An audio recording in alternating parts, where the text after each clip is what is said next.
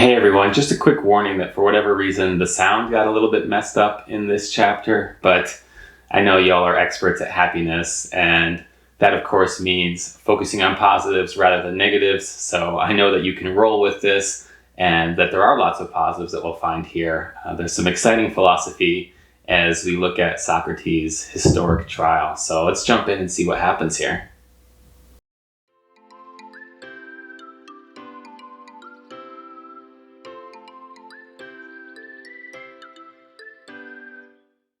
Chapter 6. Athens. How you have felt, O men of Athens. That's Socrates. It all started like this. My friend Chaerephon went to Delphi and asked the oracle if there was anyone wiser than me. The Pythian prophetess stated that there was no one wiser. I was puzzled by this riddle because I knew that I wasn't wise. So I set out looking for someone wiser to refute the oracle. I talked to the politicians, and after questioning them, I learned that they thought they were wise, but weren't. I was wiser than them because I knew that I wasn't wise. I went to the poets. They were inspired, but not wise, though they thought they were. I went to the artisans, and they did know things that I didn't. But because they were good workmen, they thought they knew all kinds of high matters. I realized that the oracle was just using my name as an illustration.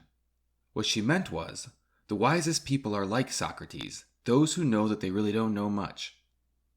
Needless to say, people didn't enjoy it when I showed them that they too really don't know much, especially since young men without much else to do would join me to watch all of these pretenders exposed. So now I have 3 accusers, Meletus on behalf of the poets, Anytus on behalf of the craftsmen, and Lycon on behalf of the rhetoricians. I'm charged with corrupting the youth and impiety. Come here, Meletus, and tell me, you think a lot about the improvement of the youth? Yes. Then you must know who the improver is. The laws improve the youth. But who are the people who know the laws? The judges. Can all of the judges improve the youth, or just some of them? All of them. That's great news. That's a lot of improvers. Does the audience improve the youth too? Yes. And the senators? Yes. What about the citizens? They improve them too. So every single Athenian improves the youth, and I alone corrupt them? Yes. Isn't the opposite usually the case? Think about horses, for example. Trainers do them good, and many others can injure them. Isn't that true? And let me ask you this, Meletus. Don't corrupt people injure their neighbors? Yes. And does anyone want to be injured? No. And are you saying I intentionally or unintentionally corrupt the youth? Intentionally. But surely in my old age I've come to realize what your superior wisdom has recognized so early in life, that evil people do evil. And since I don't want to be injured, I would never intentionally corrupt my neighbors, would I? And you say I'm impious. What do you mean? You're a total atheist. But your indictment includes claims about my spiritual beliefs. So? Can a person believe in human things but not human beings? No. Similarly, can a man believe in spiritual things and not spirits or demigods?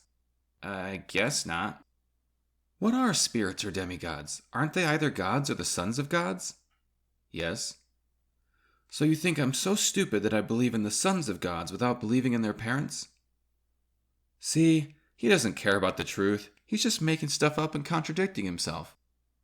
I'm innocent, but if you kill me, you'll be hurting yourselves, not me. And if you let me go, I'll keep doing what I'm doing because it's the right thing. Guilty! It's time for us to go our ways, I to die and you to live. Which is better, only God knows. It didn't sound like he was guilty to me. The jury wasn't interested in the truth.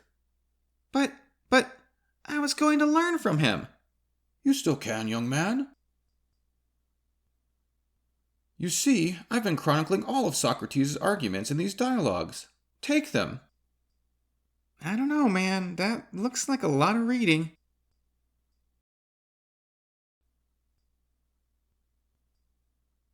Thank you so much for your kindness, but I have to ask, how do we know this is what actually happened and not just your version? Well, you don't. But the wisdom in these books will help you on your journey. Gee, thanks. Nice book, but you'll need this too. Chicken? It's not a chicken, it's a man. Right, Plato? Well, I think I should be going. What was that about? Plato wants to find man as a featherless biped. So I brought him one. I get it. You sure know how to make friends. Shall I tell you about the time I met Alexander the Great? It happened in a place called Corinth. Are you the one called Diogenes? I am Alexander the Great. I have heard a great deal about you. Is there any request I can grant you? Yes, stand out of my sunlight. But truly, if I were not Alexander, then I should wish to be Diogenes. If I weren't Diogenes, I'd also wish to be Diogenes. Wow. Well, I shall take my leave. What do you need a lamp for? It's still daytime. Oh, I'm just looking for an honest man. Farewell. Just need to use the bathroom. That's some razor you've got there. You have no idea. What do you mean? Well, most razors only shave hairs, but mine shaves theories and explanations. How does it work? All other things being equal, when there are competing explanations, my razor shaves away the more complicated one. Why would it do that? Because the simplest explanation is usually the best. Wow, that's a pretty handy razor. Why don't you take it? Really? Acquired item, Occam's razor. Remember, when you hear hoofbeats, think horses, not zebras. Or centaurs. I think you've got it. Good luck. Uck, are you okay? Where's Sophie? Kidnapped. Kidnapped? No! If you want to read Socrates' trial without pictures, it's in Plato's book, The Apology. Socrates didn't seem very apologetic to me. That's right. The term apologia simply means defense. Are there any other questions? Why was Diogenes a dog? Diogenes was one of the founders of Cynicism, and cynic means dog-like. Where can we read more about him? That's a bit tricky, because none of his writings survived. All we have are various stories and anecdotes from scattered sources. One source is a book called Lives and Opinions of Eminent Philosophers. How does Occam's razor work? Well, like most simple ideas, it can actually become extremely complicated. But for our purposes, think about it this way. Anytime we have a hypothesis that would be proven wrong, we can save it by making it more complicated.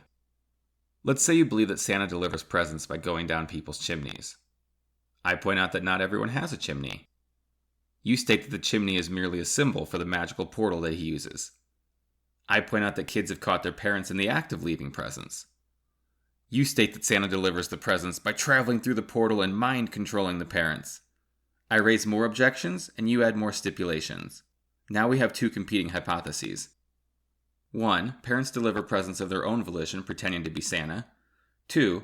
Santa mind controls parents with the aid of magical portals while X, Y, Z. Technically, I cannot refute the second hypothesis, but it would be absurd to accept it.